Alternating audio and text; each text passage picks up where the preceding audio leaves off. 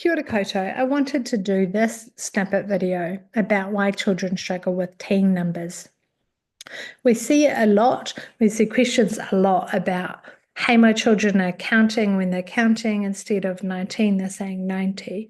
When they're recording 19, they're recording it as 9 and a 1. Why are they doing this? Why is teen so difficult? And I used to wonder the same myself. And then when I started doing some more of a deep dive in how children actually acquire maths, learned more about the wooden patterns, discovered more about number sense and the role of supervising, it dawned on me that the reason children struggle with teen numbers is because we're not allowing them time to understand teen numbers. We're not actually giving them the time they need to develop that sense of 10. We are not allowing them to hold 10 in their hands, to see 10, to build 10, to pull 10 apart, to see the two fives in 10 and deeply understanding the relationship between 5 and 10. To see the bonds, the two that can go together to make 10, but also see 10 as 10 ones. We're not giving them the chance to move it around, to notice, to talk, to develop their supervising within 10. So develop that perceptual and then that conceptual supervising within 10 to actually just work within 10 and build a really strong understanding of 10. And what we are doing is we seem to be pushing them too far, too fast, to be prioritizing counting, but also what I'm seeing a lot from some programs is prioritizing the numeral writing. Now, of course, children need to know what that numeral represents, that it represents a quantity. But we shouldn't be prioritizing that over actually deeply understanding what that abstract number, that abstract numeral is representing, the message, the understanding that it carries. It would be like not encouraging children to speak and tell stories, instead to write a code for a story they don't know the meaning of. So to not say it out loud, to not express it, but just to write it down in code and to not understand the meaning that is carried by that story. It would be similar to that, prioritizing the counting and the recording over the deep understanding and the number sense is why children are struggling with teen numbers. We need to be giving them experiences where they're building 10, pulling 10 apart, understanding 10's relationship to within the teen.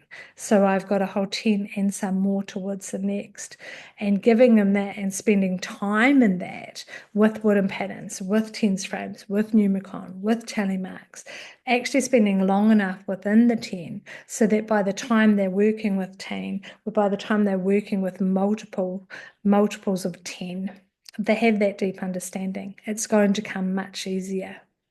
But also there's a link to language, and I love this, that vocab development, that background understanding, that 10 has its origins, obviously in that Old English and that Dutch and that German. We can see that now we say 10, and we can see that how it used to be represented and maybe said.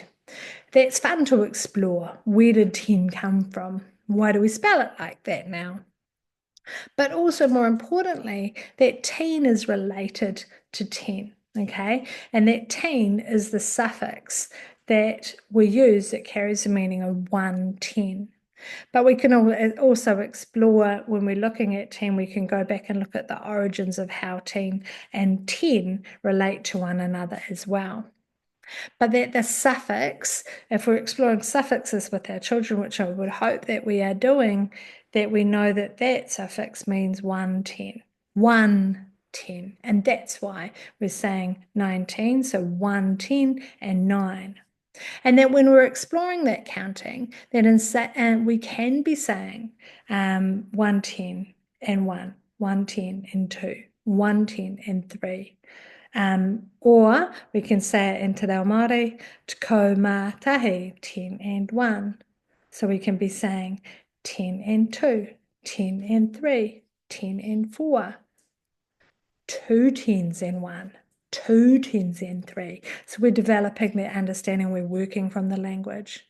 And then we're exploring that ty is also a form of 10. If we go back, we look, and is a suffix that means tens, so multiples of 10. And that's what, when that suffix is on the end, when it's related to this understanding, it means multiples of 10.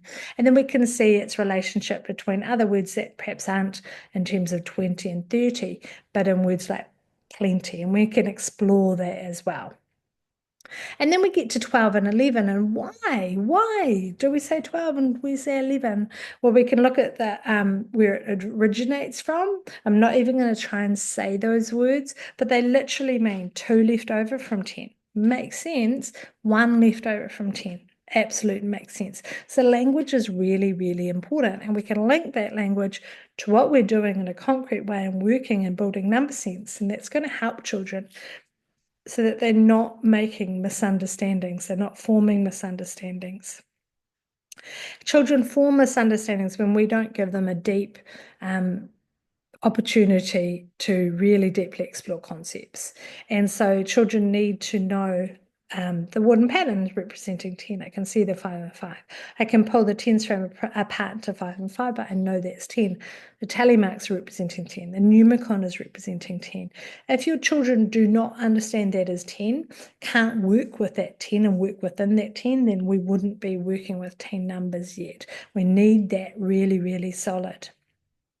And so what I find is that if children have misunderstandings, they're going to say 9T, 8T, 7T, 6T, 50, 30, 12, 11, and they're not going to fix any of the other stuff up.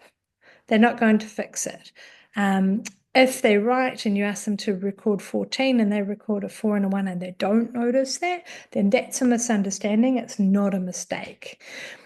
When they have a more of an understanding, and young children will make mistakes when they're counting, but if they say 9T instead of 19, they'll correct that. If they write instead, when they're focused on we're wanting to write 19 and we write a 9 and 1 in terms of 91, they'll fix that. That's a mistake. If they don't fix that, that's a misunderstanding. But to stop those misunderstandings, a deep, deep sense of 10. So the more time and the more you can go back to building from 10, so working from the 10 to look at the relationships to the teens, then that's really important as well. And so one way we do that with the wooden patterns, we've got the whole 10, right? We've got a whole 10 and it's positioned in a way to help us with place value. We've got one whole 10 and then we're building 3, so we're building 13.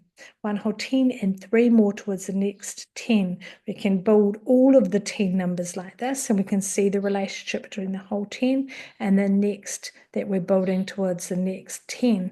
But we also can then work on, okay, we can take 3 away. What are we left with? We can add 2 more. What have we got now? We could take 4 away. Now, how's that going to work with our relationship to 10? What are we going to need? Well, we've got 3 extra towards the next 10, but that's not 4. So what will we need to do? What are we going to need to do and to go into that breaking apart that 10 to know what's going to be remaining. And so we can be working with 10 numbers in this way. Obviously, this is represented here, but they're going to have these counters. They're going to be able to work with them. And then we can write the numerals together. We can be writing this number. We can write 13. We can explore how we've got 1, 10, and 3 more and why that represents that, what that, the understanding of 13 and how it's different from 31. We can look at that as well. And then we can start also, we can go and get our number lines. We can explore relationships between the 10 numbers and the relationship to 10 as well.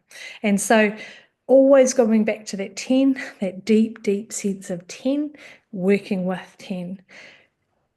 And that's really going to help children not struggle with 10 numbers. Now, one thing I've noticed in the last couple of years since I've been teaching this, few years now, teaching the scope and sequences, I don't have these children with these misunderstandings anymore. And if they do record a number incorrectly, they fix it. If they do count or say the number in the wrong way, they fix it. That's a mistake. They're not forming these misunderstandings because they're being given time to work with 10, within 10, to develop that those supervising skills as well, to not be focused on, they're not focused on that numeral writing.